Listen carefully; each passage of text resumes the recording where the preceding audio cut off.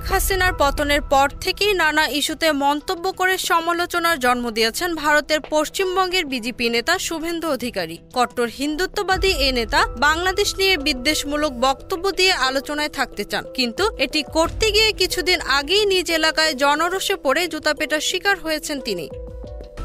এরপরও থেমে নেই বাংলাদেশ নিয়ে তার উস্কানিমূলক কথাবার্তা। সীমান্ত ইস্যুকে কেন্দ্র করে ফের বিদ্বেষমূলক বক্তব্য দিলেন শুভেন্দু অধিকারী। বাংলাদেশের সামরিক শক্তি নিয়েও প্রশ্ন তুলেছেন এই বিজেপি নেতা। বাংলাদেশের অন্তর্বর্তী সরকারের প্রশাসনকে তীব্র আক্রমণ করে তিনি বলেন, ভারতের সামরিক শক্তি এখন অনেক উপরে, আমাদের ম্যান পাওয়ারও লাগবে না, কয়েকটা ড্রোন ছেড়ে দিলেই বাংলাদেশের কেল্লা ফতে। শুভেন্দু তার বক্তব্যে আরও দাবি করেন, এখন আর বন্দুক বা ট্যাঙ্ক দিয়ে যুদ্ধ হয় না, ভারতের প্রযুক্তি বাংলাদেশের চেয়ে অনেক সক্ষম। শুভেন্দুর এ ধরনের আক্রমণাত্মক বক্তব্য প্রতিবেশী দেশের সাথে সুসম্পর্ক তৈরির ক্ষেত্রে অন্তরায় বলে মন্তব্য করছেন বিশ্লেষকরা।